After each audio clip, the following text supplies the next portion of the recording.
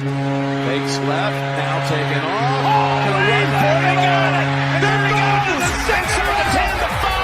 Oh, the play of the year in the NFL! Welcome back, everyone, to episode 26 of the Buds Mafia podcast. We're filming on a nice little Monday evening here. Jackson's having an absolute phenomenal day, just to say the least. It's the best Monday ever. But yeah, no, before I get to him, a little quiet weekend for your boy. I didn't really do much. Had a family barbecue on Saturday. It was just so fucking hot this entire weekend. Didn't do much. Honestly, I golfed with Nick and the wives back on Thursday, which was a lot of fun. Our buddy, I completely waxed that ass. But I'm playing Thursday this week, and I'm honestly we're gearing up for my brother's wedding. My brother's wedding is in like a month. I wrote my speech today. I'll definitely. It's good. I only have 2 minutes, which I'm fine with. Just 2 minutes. I don't need much more than that.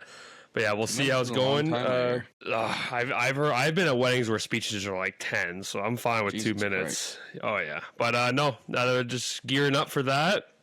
I'm going to Portugal in a month, which I'm excited for.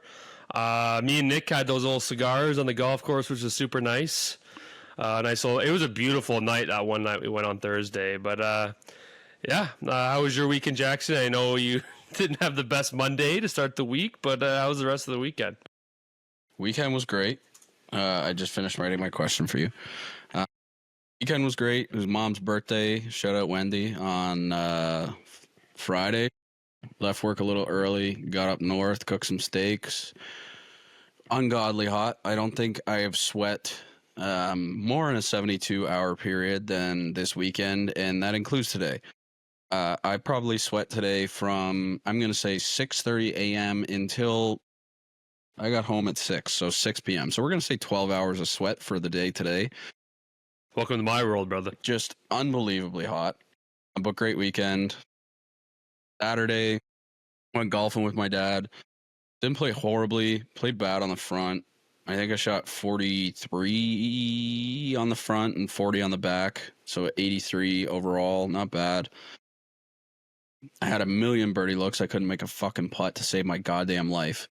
And then Saturday on the course, it was Ozzy Osbourne's last show ever playing with Black Sabbath and ever playing live, and they had an 8-hour live stream from London. Christ. Let me tell you something. I know you're not a big heavy metal fan, and it wasn't crazy heavy metal, but it was probably the coolest experience I've ever had without actually going to a concert of watching live music. For those who don't know, I love music. It's probably, as of right now, other than sports and the podcast, like my number one passion in life, aside from my beautiful fiance, who I'm marrying soon. I love music, and Ozzy sounded great, but it was awesome. They had Jason Momoa as the host of it, which was cool as fuck. That's when the band Pantera came on, he came out, he said, "All right, ladies and gentlemen, this is my favorite band ever, so make some goddamn room in the mosh pit because I'm coming down there." And sure enough, he went out into the goddamn mosh pit with all of the fans and started moshing when Pantera came on. It was awesome. And there's an artist out of England named Youngblood who he did a cover of I've heard of Youngblood. I've seen him. He did a cover of the Sabbath song Changes, and the entire stadium was singing, and it was for real. I can't. He's like a young Ozzy Osbourne, isn't he? Like he's like the next. He's unbelievable, and it was awesome. So Saturday we did that. To be quite honest, it was too hot to drink. I drank like 2 or 3 beers, and then I was sitting there and I was like, "This is horrible." Like I really just want water, so I drank a lot of water and just hung out. And then Sunday, not much, just cleaned, came home, watched The Bear with Taylor, went to bed. Now we're here. Yeah, me and Keelan are watching The Bear right now. We're halfway done it. I think we've watched 5 episodes. It's okay right now, nothing crazy. But hopefully something. I got a pet peeve. We got, I think, to the last episode last night. It was like 9:30, so not too late. I got to wake up at like 5 to go to work. Taylor's like, "Oh, I think we should save the last episode." For what? What are we saving it for? This is what we do every night. What's the whole? What are we saving it for? I don't want to be dark, but I could wake up tomorrow and get in a car accident on the way to work. Why are we saving it? I want to know how it ends. No spoilers. No spoilers. I agree. Let me tell you. Yeah. Tyreek Hill doesn't know what's coming to him today. Oh yeah. We'll get to that. I'm excited for that. Is it true? Is that a real tweet? It looks. I looked it up. There's lots. We're running with it. It's a real tweet. Yeah, I'm gonna run with it. Screw it. It's a real tweet. All right. So today we're gonna be kind of again. Last time we recorded, a lot of moves happened. Obviously, the live reaction of basically the Florida repeat and the Mitch Marner sign and trade, but obviously we got free agent frenzy, some more trades that went down, and a lot of RFAs still on the board yet to be signed, going to arbitration as well. So I'm excited for that, and a lot of Leaf rumors. And let's get into it. Excuse me. We'll go to the trades first. Not a ton of trades, but there was one significant one, I'd say. Quickly, Edmonton finally moved on from Victor Arvidsson. I think that was a guy who we've been thinking to move on for the last few months now. He makes $4 million, I think, for a year or two more. They traded like a 5th-round pick. I think it was just for cap space, and he was in and out of the lineup. I think that's a move where Boston has a cap space. They're looking to a fresh kind of middle six forward, and Edmonton's looking to free up some cap space for a future move. A very solid, I'd say, prospect and up-and-coming player trade between Montreal and St. Louis. Montreal acquired Zach Bolduc from St. Louis for Logan Mailloux, if I'm saying that correctly. So Zach Bolduc had a very solid rookie year. He had like 39, 40 points. Heavy body, can probably play in the third line right now and be a very effective player. That's a player that Montreal definitely needs. They have so much skill with Caulfield, Demidov. Suzuki's an incredible two-way center, but a lot of skill where they need kind of more of grit and that kind of middle six with tons of skill too. So I like that move for them. But going to St. Louis is Logan Mailloux, who I think was like the 31st, 32nd pick a few years ago. Right-handed shot defenseman. He's definitely going to make the roster this year, I think. He had a great year.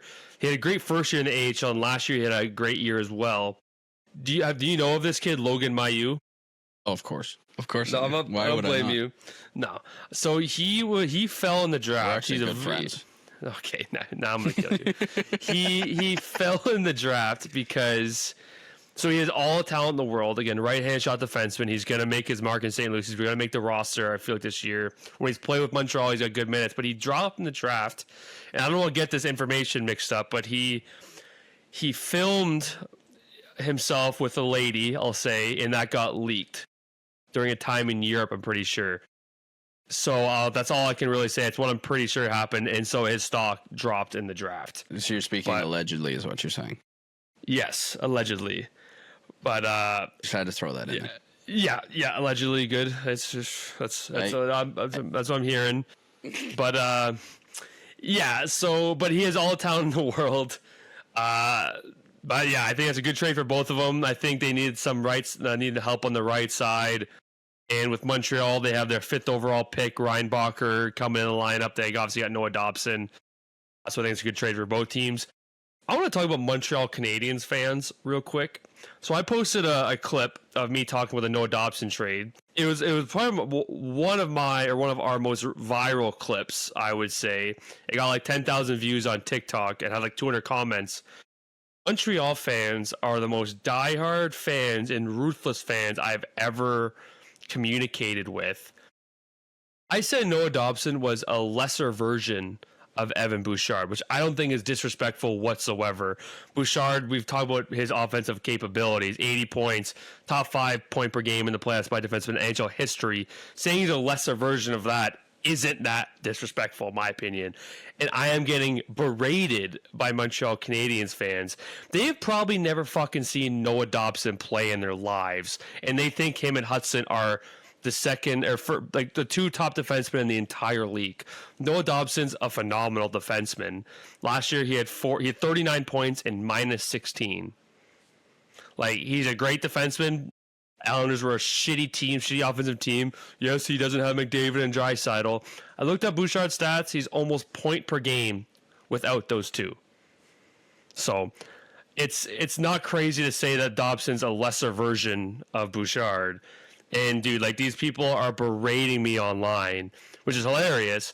But I saw I had mentioned that, which is it's ridiculous. I feel like from now on, anytime we post a clip, we're gonna get berated. It doesn't matter what take we have, doesn't matter whatever it is. It's just that's the nature of social media, man. You're a fan of some team.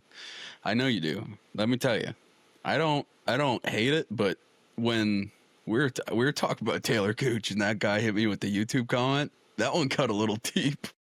I said I had crooked teeth. Not wrong. Someone just didn't want braces when they were younger. A little expensive, you know? Yeah. But yeah, you love it. That's for sure. I do, because we are slowly getting bigger. Like our TikTok's getting bigger, Instagram getting bigger. We just hit 300 on Instagram. For TikTok, we've gone 40 followers over the past week just because of all this no adopts and stuff, which is cool. But I gotta get better at. I respond to everyone. Even if it's the exact same comment, my brother's like, Ryan, you don't need to respond to everyone. I respond to every single person. Yeah, and it's not okay. Sorry, not all of them, but just sometimes. You respond to a lot of them. I do, a lot of them, and like, so our most viral videos have gone over 100 comments. And Caitlin, my poor girlfriend, she's just in bed, is looking. Like, we're watching a show, and she just sees me in like all caps, just berating some of these fans, and like some of them are so stupid too. Like it's just like. But whatever, we love them. You think we got berated before? yeah, we definitely have.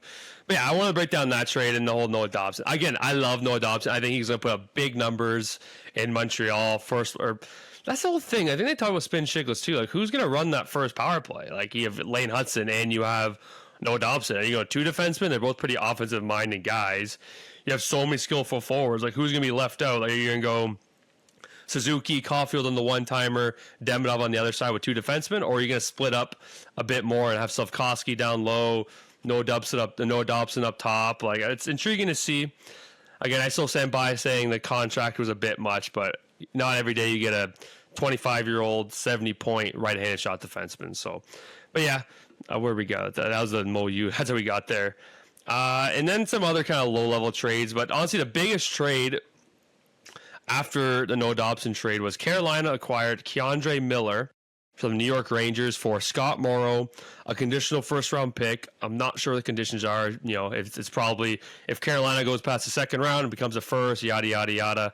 And New York also got another second-round pick. And then right after, they signed Keandre Miller to an 8-year, $60 million contract, which I believe comes out to $7.5 million per year or around there. I like Keandre Miller. He's had a tough last 2 seasons. He can fly like the wind. He's a absolute motor on him.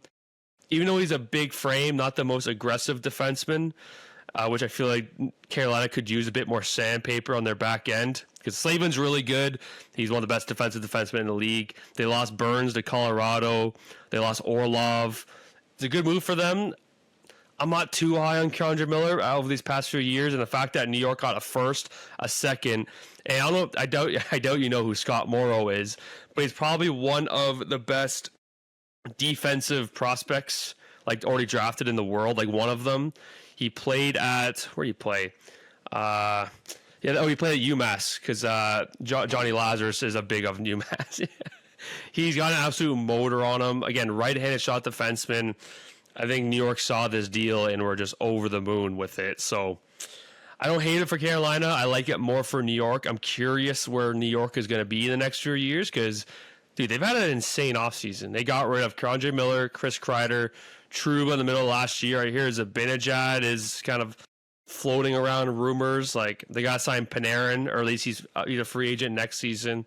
But I can see him signing like a 4-year type deal. But yeah, I'm intrigued to see where New York goes with this. Yeah, oh, Scott Moreau? Oh, God. That's my boy. That's my boy. You're talking about young Scotty? Scotty M.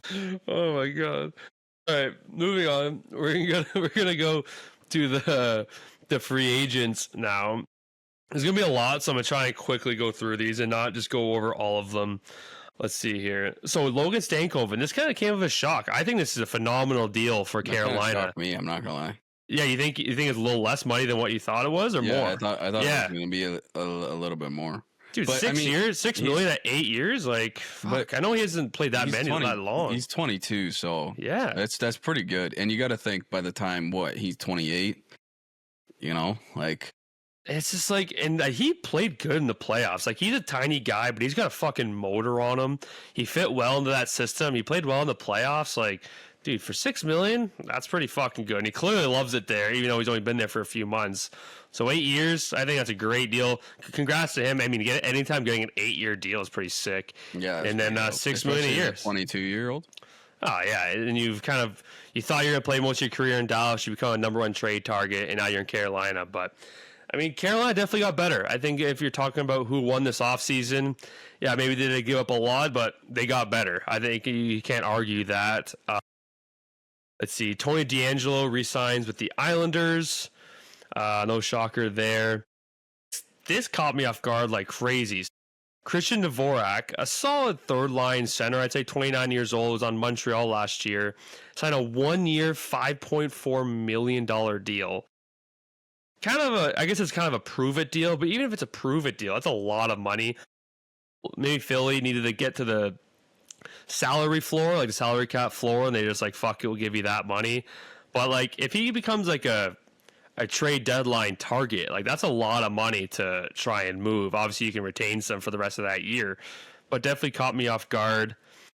Jake Allen signed a weird deal. He's 34. He's a great backup goalie for New Jersey. He signed a 5-year deal at 1.8 per year, which I thought was very odd. Yeah, but very solid backup goalie. I think he's incredible knowledge. I think he was on Sportsnet during the rest of the playoffs when New Jersey got kicked out. So I liked him. I thought he was really good, but definitely caught me off guard. Besser, this one caught me completely off guard.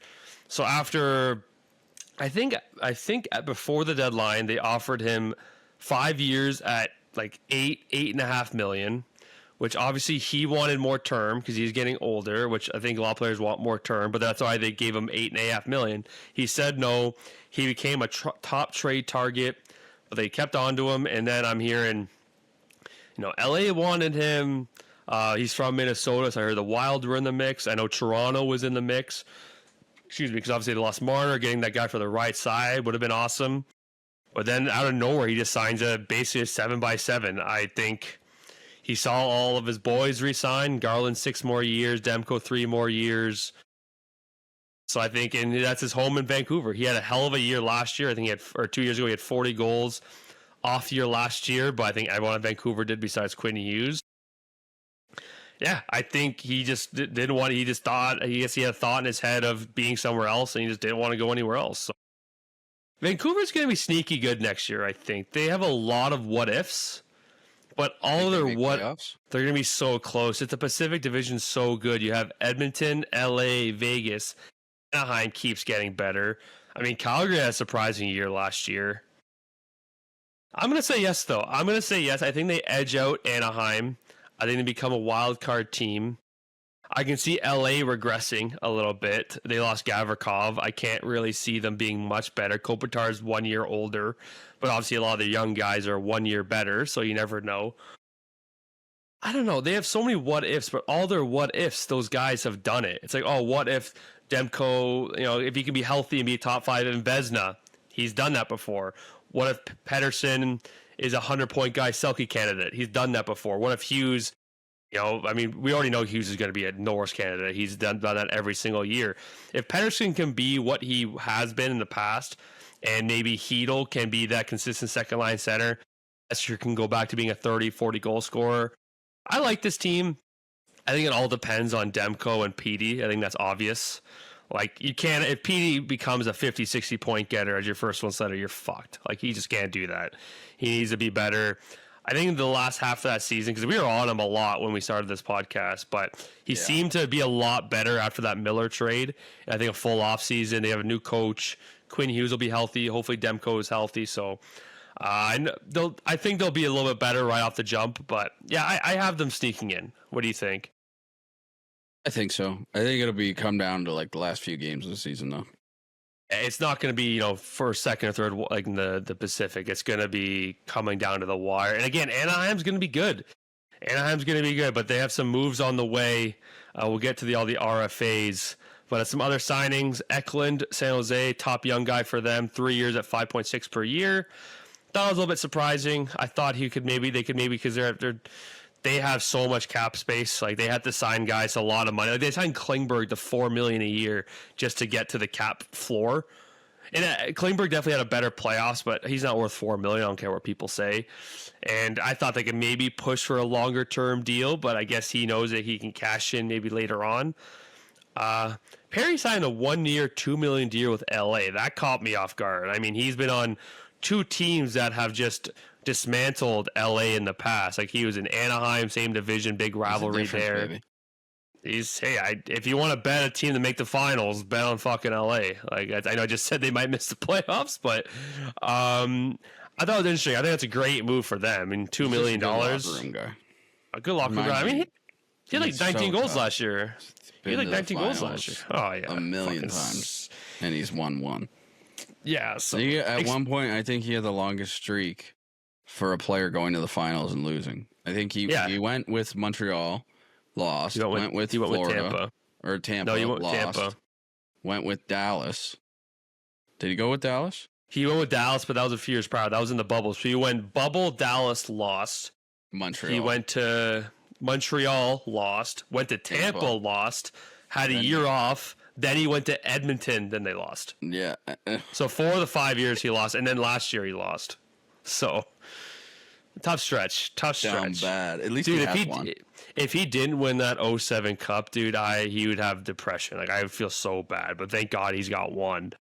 Some other signings here. Connor Brown, that's a tough one for Edmonton. He's a good depth guy. Good for him, though. 4 years, $3 million a year for Devils. Like that for them. But that's got to stink for Edmonton. I think he was a really good middle six guy, good locker room guy. Anders Jones has a fucking 5-year deal at 3.4 for Boston. I thought that was weird. Wild. Again, Boston, not going to be a great team, in my opinion. You never know. But I think it's a lot of money for a guy who had a great rookie year and then kind of just fell off and has not really been the same. Tough as shit, like tough as nails. But, I mean, $5 million almost. Like, come on now. 3.4 for 5 years. That's a lot. Brandon Tanev signed a 3-year, 7.5. Comes out to 2.5 AAV with Utah.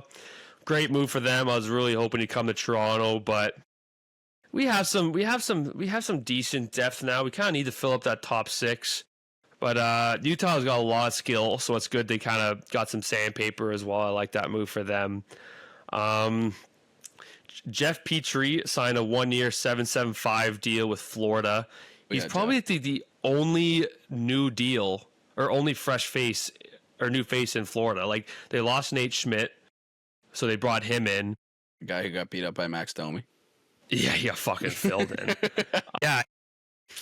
Look, it's Florida Panthers. Watch him become just like fucking Chris Pronger on the back end. Like, honestly, like it's just, yeah. For 7, I guarantee you by February, the Spin Chicklets will be talking about this was like the best deal of the offseason. Which I don't blame it, because it's Florida. It's like, you're happy to be there. You're on a great team. Everyone's boys. You're in Sunrise, Florida, driving your golf cart to the rink. And he's already made, I don't know, like $50 million in his life, so he's fine. He just wants to have fucking fun.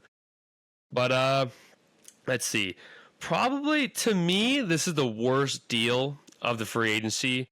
Cody Ceci signed a 4-year, $4.5 million deal with the LA Kings. Shout out to that agent. Like, no offense to Cody Ceci. Every time I think of Cody Ceci, I think of the Toronto Maple Leafs clip of him shooting the puck 30 feet wide into the corner. And yeah, he's a solid, defensive defenseman, but like, he can't fucking skate, he can't pass, he can't stick handle. Super solid. He can't shoot. We've seen that before. Like, $4.5 million for 4 years? What are you doing? I was completely in shock. Getting their back end in order, Yeah, he's the guy to do it. He's the like this move for Islanders, they bring in Jonathan Drouin, who I would have loved if Toronto brought this guy in. He had such a sneaky career since he came to Colorado. just shy of under a point per game, tons of skill. Yes, he played with McKinnon, but still, he was able to produce with the top guys. 2 years at $4 million per year. Love that for them. Can get some scoring because their biggest issue in the past has been scoring. Let's see here. Yeah, one of the top free agents, Michael Granlund. This one kind of caught me off guard. 3 years at $7 million with the Anaheim Ducks, which Anaheim, baby. It's just a weird deal. Like, they have so many centermen. They're all very young for sure. But I mean, he can play the wing too, so it's not the end of the world. But this one definitely caught me off guard.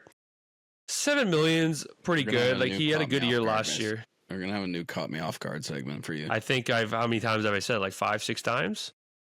I'll take the over. Yeah. All right, I'll stop that.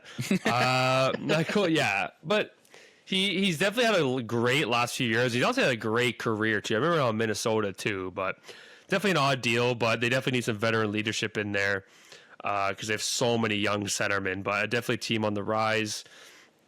One of the RFAs off the board, Will Cooley. I love this kid. I would have loved him on Toronto. I mean, I would love a lot of people in Toronto. He signed only a 2-year deal, but just under $4 million per year. I don't know if you remember that hit he had on Pietrangelo middle of the season. Do you remember that hit? Yes. He absolutely fucking crumpled him. That was literally right after, what's it called? Fuck. That was right after Pietrangelo said he wasn't going to do Four Nations. Oh, yeah. Yeah, sucks to suck. Yeah, I love that for them. I think he was a big offer sheet candidate because, like, I think Elliot Friedman said a lot of teams were scared to give out those big offer sheets because of the guy coming in the NHL next year, Gavin McKenna. But he's at that, $4 or $5 million, $6 million range where you wouldn't have to give up too much, like maybe 2 seconds or something. But New York locked him down. Good for them. I think he's a guy who, I mean, I don't know how much better he can get right now. I think he's like a 40-point guy, 39-point guy. Again, tough as nails, but those are the guys that you need to win, so I like that for them. Just going through here. Pius Suter, I really like this guy for Vancouver. My brother was pissed that they let him go. He signed a 2-year, $4.125 deal. 29-year-old centerman, a solid 40, 45 points, third-line center. I think it's a great deal for them. Vancouver, they're kind of weak down the middle. I think they really could have liked it. I'm surprised they didn't mash that offer. Maybe just said fuck Canada, which I wouldn't be surprised. Brent Burns, I thought he was for sure staying after kind of how much he said he's loved it in Carolina, but maybe they didn't want him anymore with the Keandre Miller signing. I was surprised about that, yeah. Yeah, but Colorado, I think it's a great move for Colorado. 1 year, $1 million. A guy who definitely doesn't play like he's 40. Like, I think he has a lot of motor left and brings a lot of veteran leadership, so I like that for them. Dmitry Orlov, one of the guys who left Carolina, 2 years at 6.5. Definitely a lot, but I think he's a very mobile two-way defenseman. And again, San Jose is just trying to get to that cap floor. But also, I think it's one of those deals where you sign a player to a fair deal, and the expectation is that he has a good year and you trade him at the deadline. Like, I think you have those conversations with the players and the agents, like, hey, we'll give you this money, we'll give you maybe 1 more year for a little bit more term, but at the deadline you want to move to a playoff team, we'll try and get something back for you, and we'll send you to where you want to go. I'm sure those conversations are made with those types of players. And then kind of wrapping up, after Marner signed, the top free agent of this offseason, Nikolai Ehlers signs a 6-year deal at 8.5 with Carolina. I think I could have told you that in the middle of the season last year.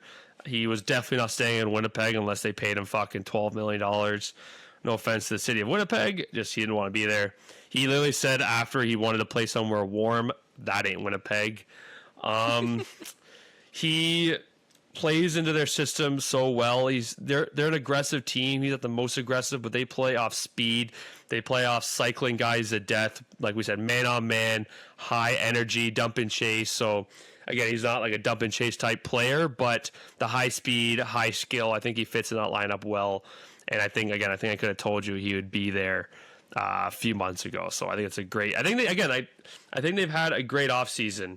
They've obviously given up a lot, but they're trying to win right now with this roster. So I think they're one of the top teams that came out after this offseason. Huge. Dude, I'm trying. I'm so ready to go off on Tyreek Hill. It's ridiculous. Yeah, we'll get there. We'll get there. I know. Let's get into some Leafs news for you. Yeah, some Leafs news.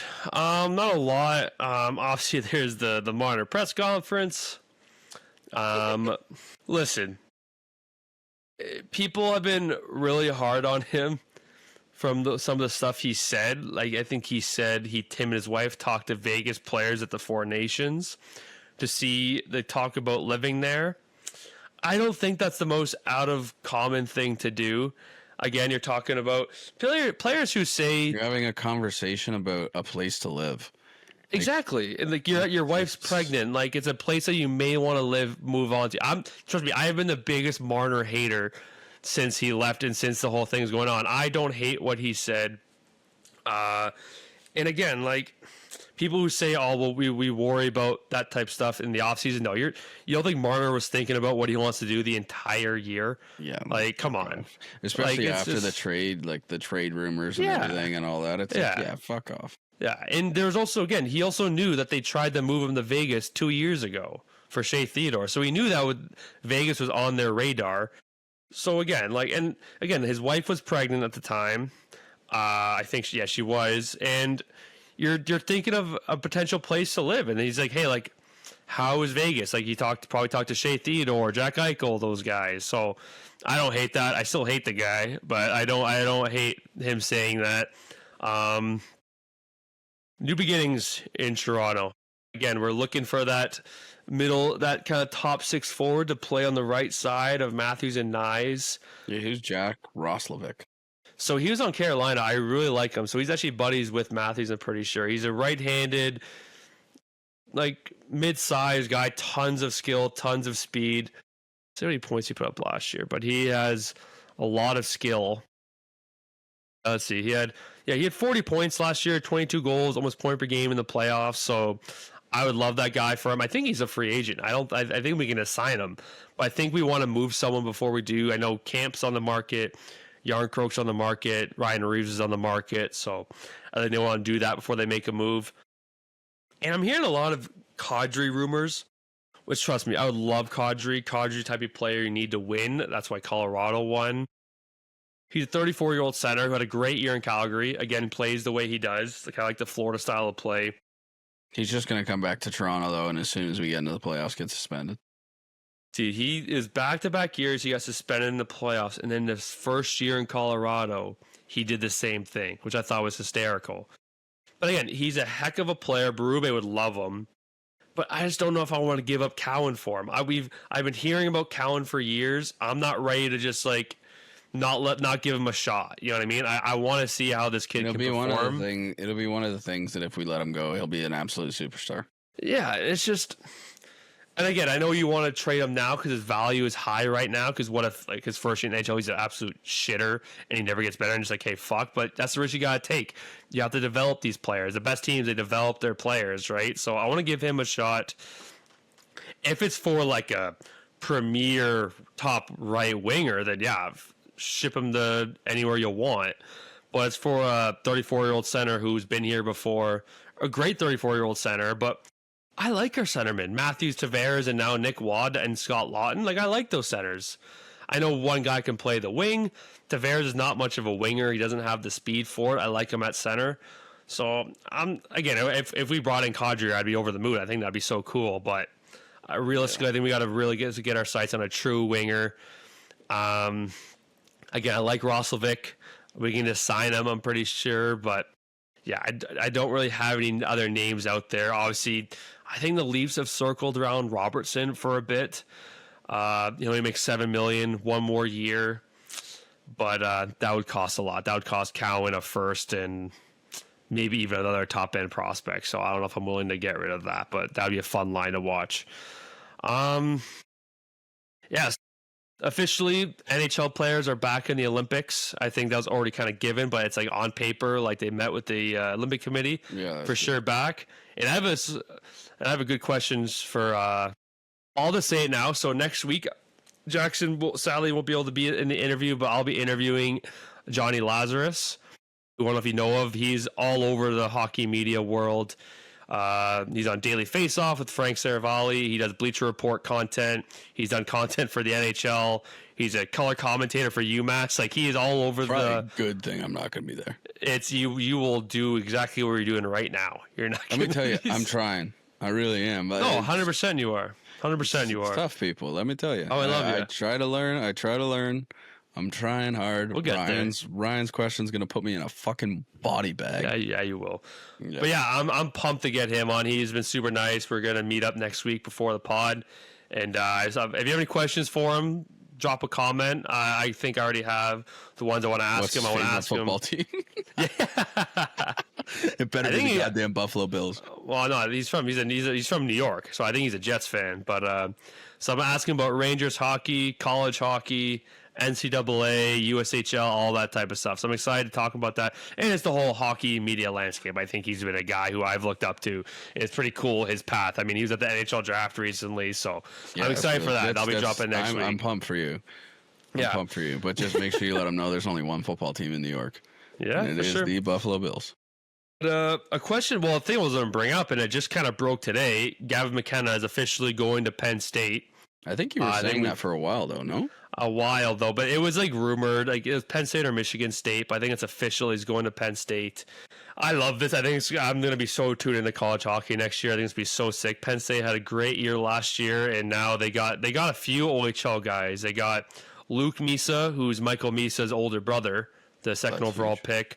He played 4 years in the OHL. You see the video of Michael Misa and Jumbo Joe doing tip drills? That was awesome. That was really sick. Awesome. Imagine you get to San Jose. All right, what are we doing? And be like, well, you're actually going to go on the ice with Joe Thornton. We'll wire some bucks at you. The new NHL Hall of Famer, Joe Thornton, and he's going to wire pucks at you, and you're going to tip him into a net. Like, oh, there we go. All right. I just shit my pants. Yeah.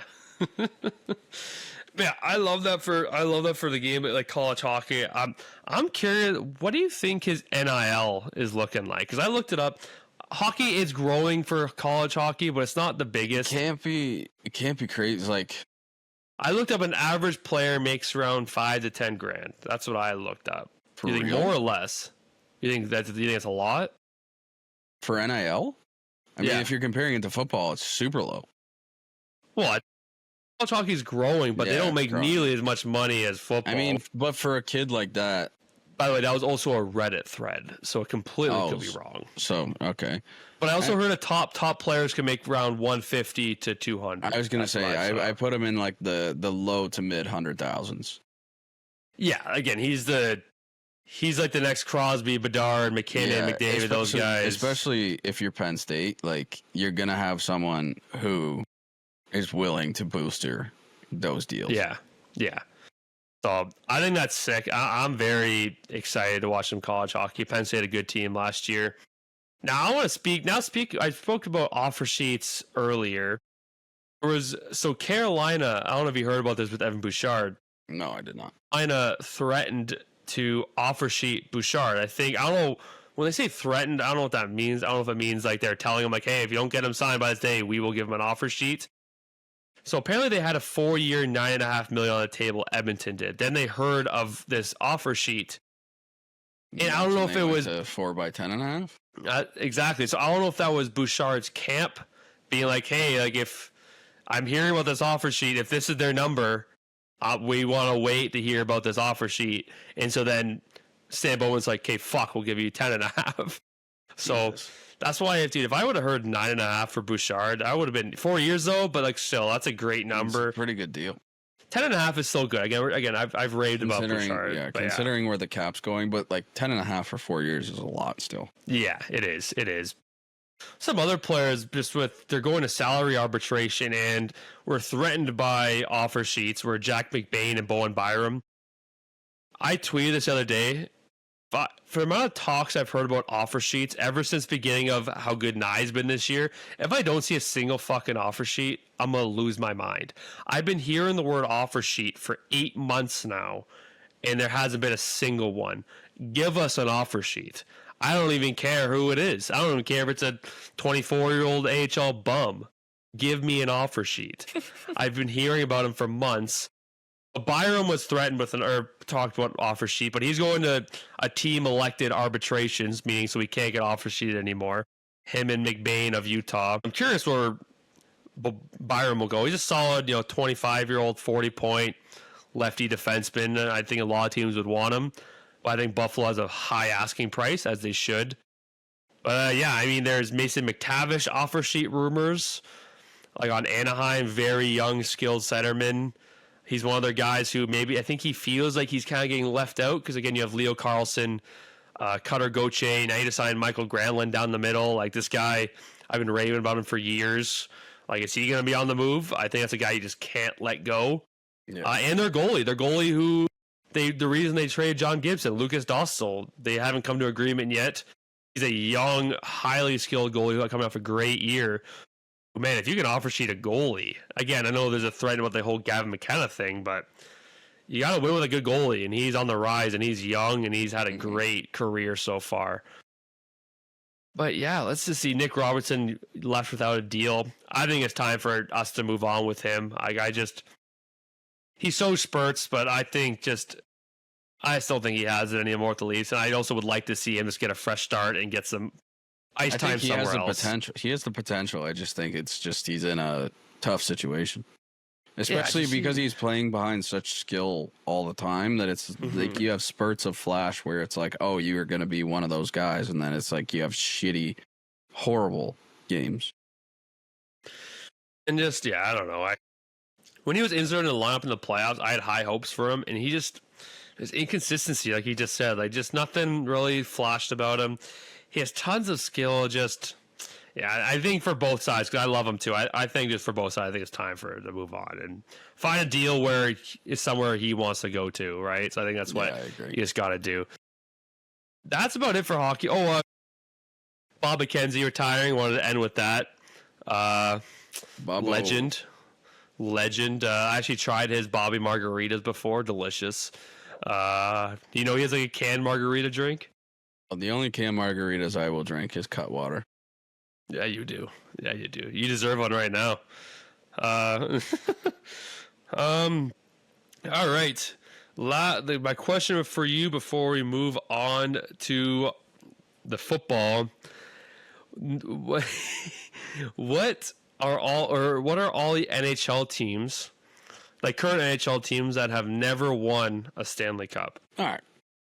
So I've been thinking about this a lot, and that's also another part of the reason why I've been so quiet. Because I was sitting here trying to think of, first of all the NHL teams. I'm gonna go Buffalo. Yep. There's 10, by the way. There's 10. Okay, that's helpful. Vancouver, because they lost to the Bruins, and I don't think they've ever won. Nope, never won. They lost in 2 Game 7s. 94 to the Rangers Boston. Are we counting teams that have moved cities? Like, so Arizona to Utah? Like, would Utah... No. That organization, like Coyote, they've never won. So that's 3. Okay. And then I guess, Thrashers to Jets? Thrashers number 1? And Jets number 1? Well, Jets, yeah. The Jets have never won, yeah. That's 4. The Sens? Correct. The 1992 on Sens, they had a team in like the 1910s that won, but the New Age Senators, yes, they've never won. Okay. All right. So that's 5, I believe. I've exceeded my own expectations for real. The 50% for me, I'm pretty fucking happy. What's the other new team? Fucking. Dude, this one's a layup. The Kraken, Seattle. Yeah. They're almost there, buddy. You have how many left? Predators? Yep, there you go. They've been to a finals, but they've never won. It's so hard because I'm trying to think of all the finals that I've seen in my life. Yeah. These next 3 teams are all somewhat newer teams. These last 3 here. Minnesota? Yep. I would love to see Minnesota win, though. That would be so cool. It's such a hockey town. Or a hockey state. Well, they're a state of hockey. They've never been to a finals. They've only been to 1 conference final. I'd love to see them win. Yeah, 2 more. 1 East Coast, 1 West Coast. East. Bruins have... Yes, the Bruins have. Columbus? Yep, Columbus. They never won. They've never been to a finals. I'm really just trying to think of like teams that have perennially been not amazing. And one West Coast team. You got this one. Come on. Pacific Division, if that helps, but I don't know if that helps. Nope. Thank you, though. Makes things worse. So much. I already said Vancouver, yeah? I want to say state, but I feel like you'd get it if I said the state. We just talked about their team like a few minutes ago before this. Fucking San Jose. Yep, there you go. Oh, boy. Woo! Not a body bag. Not a body bag. That's huge for me. Took a little longer, but that's all right. Hey, I feel like that's pretty good. Did you? No, you did good. How many did you think I was going to get? I thought you were going to get all of them, but I thought it would take a while, though. Okay. All right. Well, it's basically just you can just name all teams, but you never guessed a wrong one. I was really in my head just trying to think of teams who I have never seen in a deep playoff run. Yeah, like you never had a bad guess. Like you never said a team that won. Like you said, you're like Boston's won. I'm like, yeah, Boston has won before. Well, you said East Coast. I was trying to think of teams who have won on the East Coast. Yeah, there you go, attaboy. And yeah, finally, before we move on to football again, I'm interviewing Johnny Lazarus next week. So if there's any questions you want me to ask him about his journey or anything, or any thoughts he has, make a comment. I'll ask him it. Definitely helped me a lot because I've never interviewed anyone before. Yeah, let's move over on to the football. You'll do a good job. Yeah, I'm ready for it. I believe in it. He seems like a beauty. I don't know if you've seen him, but he seems like a great dude. Well, good old Johnny. Oh, Johnny. He's never seen him. He's never seen me, and I've never seen him. And he's probably never will. He probably never will. All right, NFL/CFL, because the Ticats are now 500, so we are going to talk about CFL. Real quick, I'll recap the Ticats game. It was ridiculous. If you didn't get a chance to watch it on Friday, it was insane. Bo Levi Mitchell, 5 touchdowns, no biggie. Kenny Lawler, 3 touchdowns, 207 receiving yards, longest touchdown, 79 yards. Gross. 2 kickoff return touchdowns from both teams was ridiculous. Final score 51-32. Jesus. And I can confirm my bet of the week did hit. I bet the Ticats to win and the over of 52.5. So I gotta adjust that. So yeah, you are now one up on me. Yeah, dude, I didn't even realize until I went to go place my bets today. I was like $20 in my account. That's unusual. It's usually $0. She has a deposit every week. Yeah. But shout out to Ticats. They got a game coming up this next week against Ottawa. That will be, again, my lock of the week. I took the over and I took the Ticats to win. Now shifting over, also Edmonton or the BC Lions versus the Montreal Alouettes. There was a fight at the end of the game. If you haven't watched it, you got to put the clip in. I saw that. It was great. Pretty heated after the winning kick. That's Kamoko Toure and Isaac Adeyemi Berglund. Too bad to see it end this way. It's insane. Also, hell of a game. CFL might be back for me. I am loving the CFL. Little Canadian football, never hurt anybody. For those American fans, we don't have any. We might soon, but little Canadian football, a little confusing. Yes, you can punt the ball into the end zone for 1 point. Yes, you can kick it back and forth to each team. Yeah, there's 12 guys on the team, and yes, we do have a rule about how many Canadians need to be on the field at a time. Shout out to CFL. Love it. Need it. Want it. Switching over quickly to the NFL. The dumbest team in NFL history. We're going to switch it from the Cincinnati Bengals to the goddamn Miami Dolphins. So you trade away Jonnu Smith and you trade away Jalen Ramsey and you get Minkah Fitzpatrick back. And then you're like, you know what? You know who we're going to get to trade Jonnu Smith, or because we got rid of Jonnu Smith, we're going to get Darren Waller, who retired. And an article came out that he was the reason he decided to retire, or the exact moment he knew, was when they were playing the Bills 2 years ago.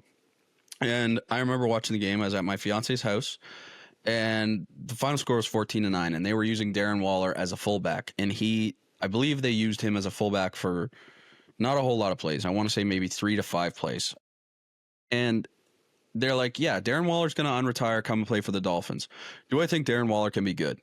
Obviously. He had a great year with Las Vegas. He said the only reason he would ever come out of retirement was if the tight ends coach, which was his tight ends coach, I believe, in Las Vegas, was going to coach him, which he is the new tight ends coach in Miami, or if John Gruden asked him. Cool. Just don't get it.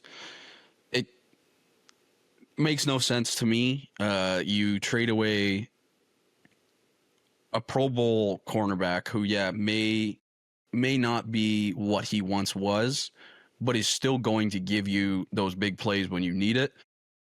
And Jonnu Smith, and Dolphins fans will probably hate me. Also, they'll hate me because I'm a Bills fan.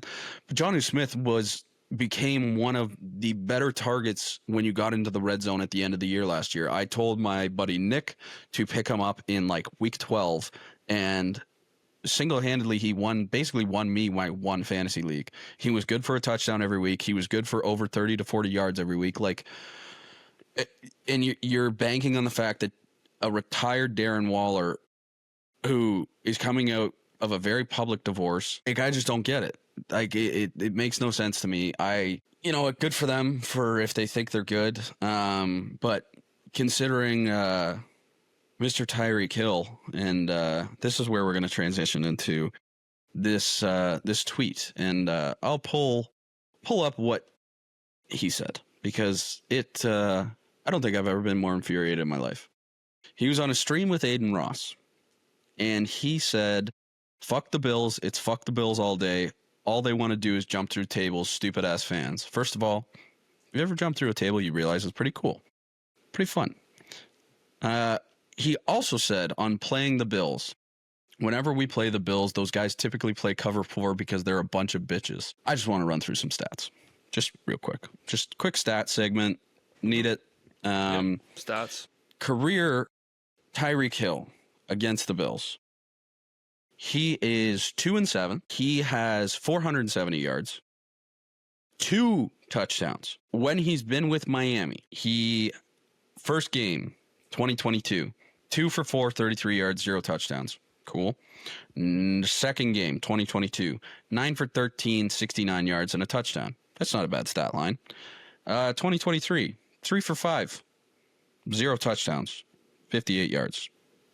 A lot of yards. 2024. 7 for 13, touchdown. So those are the total 2 touchdowns in 2 years. 2 touchdowns against one team. Oh yeah, cover 4 because they're a bunch of bitches. 2024, 3 for 6, 24 yards. How about you don't call my football team a bunch of bitches when you have a total of 470 yards? And yes, I'm not saying that you need to do it all by yourself and that, it's all on one wide receiver.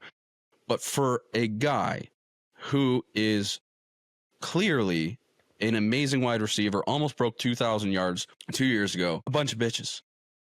They play cover 4. They're a bunch of bitches. Fuck the Bills. Fuck the Bills fans. Yeah, I get it. It's a rivalry. Maybe, think about your stat line. Cover 4 doesn't work against Tyreek Hill. No? Clearly it does. In 9 total games, you have 470 yards. Let's just do some quick math here. For a guy who is supposed to be a number 1 wide receiver, he averages 52 yards a game with not even a touchdown, like a game. In 9 games, you have 2 touchdowns. Am I saying that he is not good and that he doesn't break away big plays and he gets them into the red zone? No. Tyreek Hill is going to be perennially good. He is a very good wide receiver. But for you to come out and say that the Bills are a bunch of bitches because they play cover 4, I think it may work. I think the reason why we've been to the AFC wildcard game, the reason why we continue to get into the postseason, yes, Josh Allen, yes, our offense. At some point, the defense has to play. Has the defense let us down? Has the defense let us down against Tyreek Hill? I don't think so. Cincinnati, you're off the hook for right now. Miami, figure it out.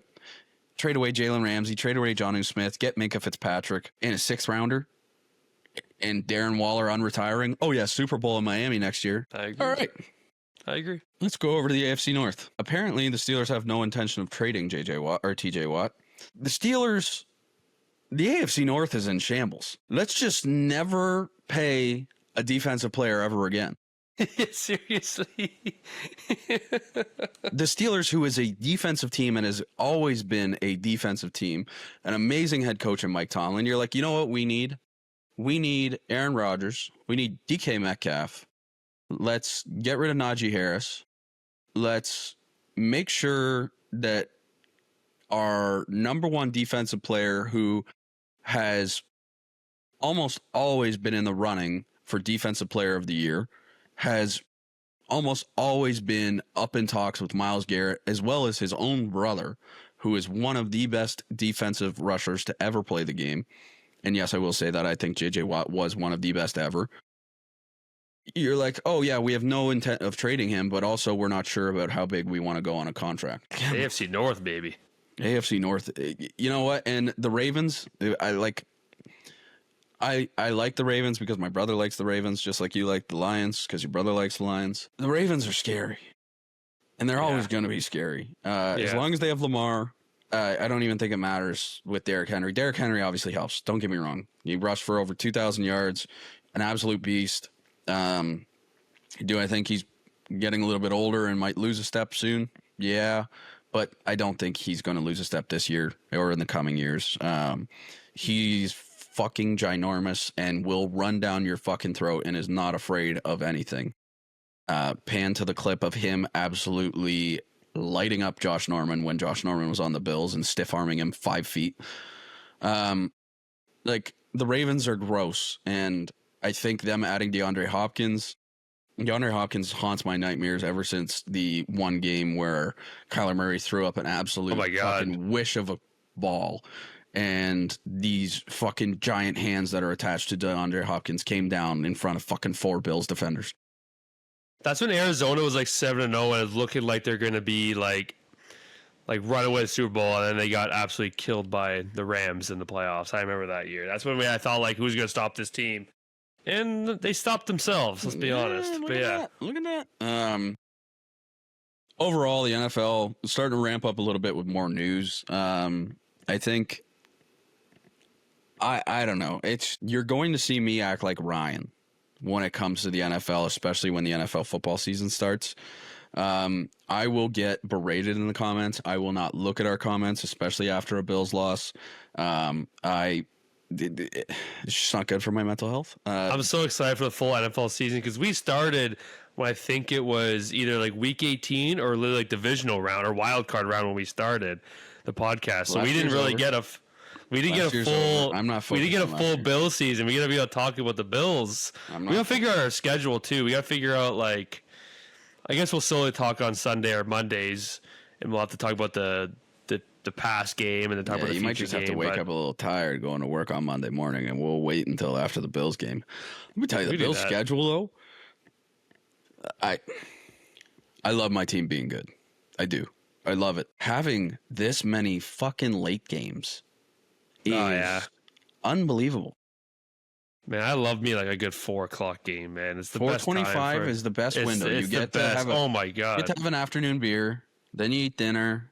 Dinner like halftime, and it's just it's phenomenal. It's the best. Then after the game, then you can not really give a shit about the night game. Have it on when you're going to bed. Like, not really. If it's like a fucking, Cleveland versus, I don't know, Cardinals game. Like, I don't give a shit. Like, just put that on, make me fall asleep.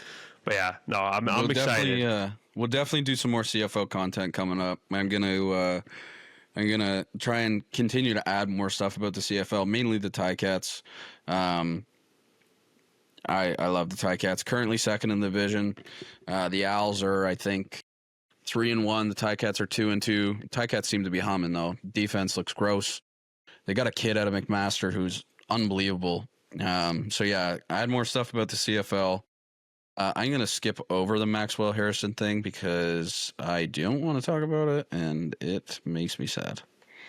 We don't know all the facts. Like, that was just like a tweet. This is another allegedly, and supposedly when this all came out, the Bills, Brandon Beane and the Bills front office looked into it.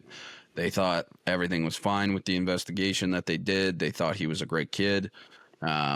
So allegedly Maxwell Harrison has been accused, and this will be, I think, out of the last 3 years, the 2 years where the Bills have drafted someone who have been accused of I believe, sexual assault. And so, yeah, it's all alleged. Don't really want to speak on it. There's not a lot of facts out about it. So wish everyone nothing but the best. And we'll move on to NFL. You worded that better than when I was wording the Logan Mailloux thing earlier. Let me tell you. They trained me, baby. Yeah, yeah. Brandon Beam, baby, trained you. Yeah, I went to Buffalo University. Let's talk about the NFL top 100. They released the 191. Let's shit on the Dolphins some more. So we'll go from 100. We talked about it last week. Ladd McConkey sitting at 100. 16 games, 82 receptions, 1,100 yards, 14 yards per reception, 7 touchdowns, 2 fumbles. Pretty great. I love Ladd McConkey. Left after Keenan Allen and pretty well just fit in unbelievably well with Justin Herbert. I love it. We got 99. Leonard Williams was not ranked previously. Same with Ladd McConkey. In 16 games, he had 64 tackles. He's a D lineman. 64 tackles, 16 tackles for loss, 11 sacks, 1 interception, 1 touchdown. That's a nice stat line. That's a huge stat line. Aaron Jones, not ranked last year. Minnesota Vikings running back, previously Green Bay running back. 17 games, 255 rushing attempts, 1,138 yards, 4.5 yards per carry, 5 rushing touchdowns, 51 receptions, 408 yards, 2 receiving touchdowns. Overall, he had around 1,500 all-purpose yards. Coming off of what people would kind of consider his career kind of going to the drain, going to Minnesota, he proved to be unbelievable. Going down to 97, we got a not ranked, previously Drake London. Drake London, really good last year. He was kind of a sleeper in fantasy, just due to the turmoil at the Falcons quarterback position. But in 17 games, he had 100 receiving yards, 1,200 receptions, 12.9 yards per reception. That's pretty gross. And 9 receiving touchdowns. That's a pretty good stat line. It's a great stat line, yeah. Also, he was targeted on 34.9% of his routes from the slot last season. That's the highest rate among receivers with at least 150 slot routes. That's pretty gross. 96, Levante David. One of my favorite linebackers. Currently, he plays for the Tampa Bay Buccaneers. Levante David. He's gone up 3 spots. So he's ranked 99th last year. In 17 games, he had 122 tackles, 9 tackles for loss, 5.5 sacks, an interception, and a forced fumble. Unbelievable. 122 tackles with 3 forced fumbles is just... Yeah. It's the 5th time in his career he's hit triple-digit tackles. That's throwing your body on the line for your God. Oh, 5th time in his career he's hit triple-digit tackles with at least 3 forced fumbles. No player since 2000 has more than 3 in such seasons. Jesus. Josh Sweat, Arizona Cardinals outside linebacker, 41 tackles, 9 tackles for loss, 8 sacks. Sorry, he got traded to the Cardinals from the Eagles. Pretty well could have made the list on the Super Bowl performance alone. He had 6 quarterback pressures, 2.5 sacks as the Eagles thwarted the Chiefs. Love that. Word. Love that. We also got Sam Laporta. Dropped 14 spots, had a bit of an off year compared to the year previous. Still a great tight end. I think that Lions locker room is huge. I really do like the Lions. It'll be interesting to see where they go this year. In 16 games, Laporta had 60 receptions, 726 yards, 12.1 yards per reception, 7 receiving touchdowns. Even though his numbers fell off, I think he is no way diminished in his role overall. I mean, if those are falling off numbers, they're still pretty good numbers. I mean, that's not horrendous. Right? Well, and even that, in weeks 13 to 18, he had, I think, over 200 receiving yards on seams, and he was only one of 5 tight ends to catch multiple touchdowns. This is pretty good. All right. For number 93, we got a not ranked Creed Humphrey, center from Kansas City. I know I hate the Chiefs, but he is an amazing center. Surprised he wasn't ranked last year. Did he have an off year the year prior? I don't believe he played center the year. Oh, okay. I don't know. I'm not 100% sure on that. I don't believe he did, but I'm not 100% sure. Anyway, in 17 games, he had 1,117 snaps, 7 QB pressures allowed, and 0 sacks. Considering their offensive line issues last year, that's unbelievable. Yeah, I think he was the best graded center overall by PFF. There you go. All right, we'll speed things up a little bit because I want to get to Tua. 92, Jesse Bates, Falcons free safety, 17 games, 102 tackles, 2 tackles for loss, 1 sack, 10 passes batted down or deflected, 4 interceptions, 1 fumble recovery, 1 touchdown. Just Mr. Consistent.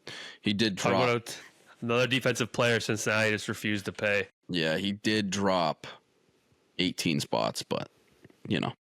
Still top 100 defender. Like, that's what he's playing in the whole NFL. Like, All right. Now, my favorite. Tua Tagovailoa. Dropped 55 spots. Number 91. I don't want to harp on his injuries. That would not be fair. But he had in 11 games last year, which, again, injuries did not allow him to play the entire length of the season. Dropping 55 spots on 11 games, the fact that you're still ranked in the top 100 is really good. yeah. In 11 games, he had a 72.9 completion percentage, 2,800 passing yards, 7.2 yards per attempt, 19 passing touchdowns, 7 interceptions, 49 rushing yards. This is the one that is the killer. He had 7 fumbles. Oof. His tumble down the top 100 is going to be due to his injury issues. When Miami wasn't with him, they went 2-4. They were 6-5 with him with like 24 points per game. Tua is not bad, but was I happy to see that he fell down the list? Yes. Am I completely making it a little bit worse because he had injury issues? Yeah, I am. And Dolphins fans are going to ruin me for that. But all right.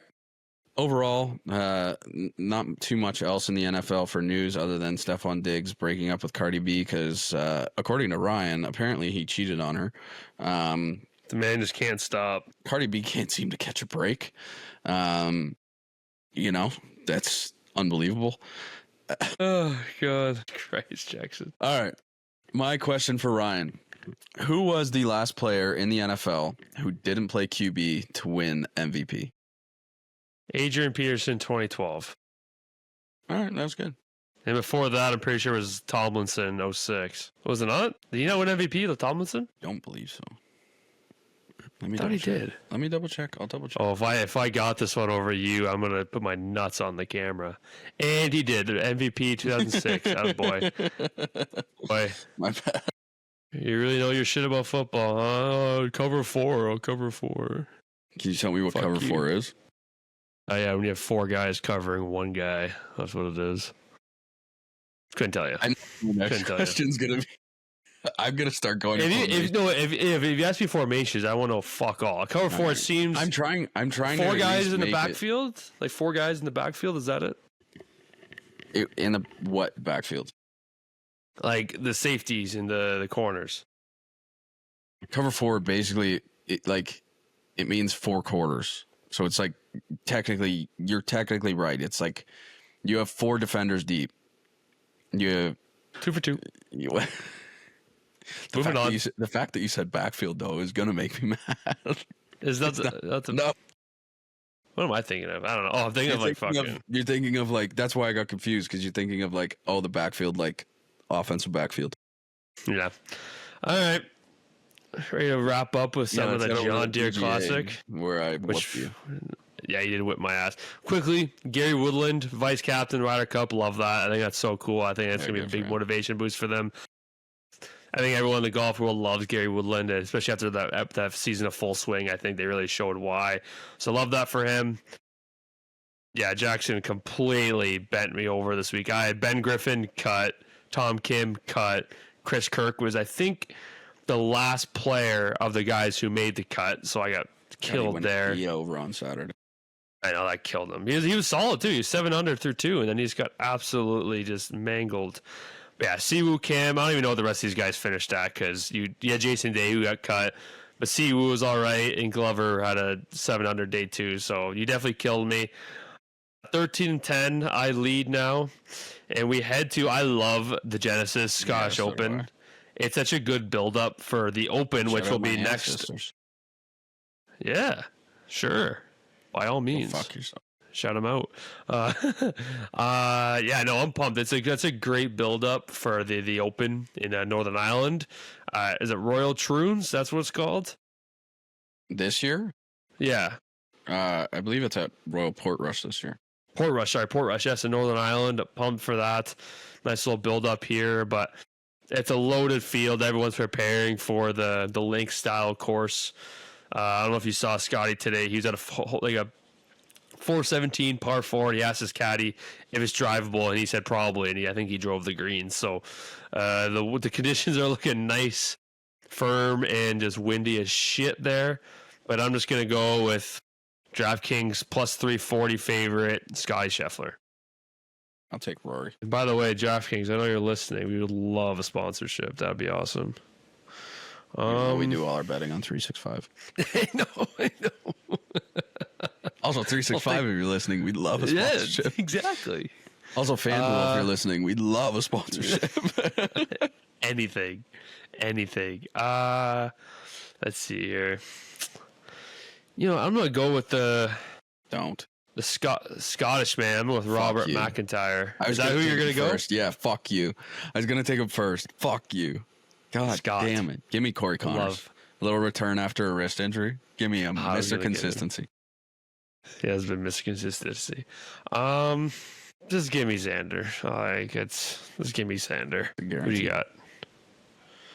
Guaranteed cut. He's never missed a cut at a major, I don't think. You know what? Give me Tommy. Shout out to Homa, too, this weekend. He put on a good show. I think he finished top 5. I love to see him get his game back. When I saw him turn his hat around in the rain delay, I was like, this guy's going to fucking win it all. I love it. Yeah, no. Oh, yeah. But now going over to the lock of the week, Bet the Farm. I have my baseball insider again giving me these picks. Letting you down once again. Huh? Letting you down I lost once both again. of them. I lost both of them last time. But this time, my lock of the week is I do know all these guys, I will say. I'm not just completely throwing in the dark here. But Bobby Witt Jr. of the Royals, he is one of the best consistent hitters in the MLB on the Royals. I got him 2+ total bases. Colton Gordon of the Guardians, 4+ strikeouts. And the Diamondbacks, no, I couldn't tell you. I do know Bobby Witt Jr. though. Diamondbacks and Padres under 8 game total. That brings me to $10 to win $50. My Bet the Farm, again, I am just dialing these back. I'm just trying to win a Bet the Farm so badly. Yeah, I think anything above plus 1,000 is Bet the Farm. I got Detroit Tigers money line, Guardians money line, and Shohei Ohtani home run. That's my Bet the Farm. $5 to win 70. All right. Let's get a fucking win. Get a fucking win, please. I'm redoing mine because it was not over plus 1,000. I mean, no, it was not. It was not great. All right. I got the Tigers money line, the Red Sox money line, the Reds money line, Dodgers money line, Blue Jays money line, Royals money line, 5 to return 86. No, but fuck you, Tyreek Hill. Yeah, man, it's another episode again. We got Johnny Lazarus on the show next week. Can't wait for that. Drop your questions in the comments. I'll be talking to him. Very excited. We got some other guys in the works. I've been talking with Mike Bartner, another kind of content creator guy, Islanders fan. So hopefully him. I know you've been talking with some CFL guys, which would be really cool to grow that in our podcast too, which would be really cool. Yeah, Any update on that? We got to dive a little bit more into the CFL scene. I think especially with the way that the CFL is, I think there's a lot of opportunity to go inside there. So we'll get it going. But yeah, brother. Also, real quick, shout out to us. Consistency. Yeah, This is 25 episodes, 25 weeks. It's almost half a year. Yeah. 25 or 26? This is 26. Jeez. All right, there we go. Half a year. Last time I said episode, we're here, episode 24, which it wasn't episode 24. So, but yeah, man, it's been good. I look forward to these Sunday and Mondays. It's my parents, they say, how is that? And I come upstairs hot and sweaty because I was yelling about something. But no, it's been good. And I worked in a warehouse for 9 hours today. You look red as shit too. It's your cheeks. I am. You're in the dark. I can still see your cheeks, dude. Horrible. I'm trying my best. We do it for our fans, man. We do it for all of them. But it's another episode. There's another episode of Buds Mafia. Check out Buds and Pucks on Twitter, Instagram, and TikTok, as well as Bud Mafia on YouTube, Spotify, and Apple Podcasts. We'll see you next time. Cheers. Fakes left, now taken off. Gonna run for it. Got it. There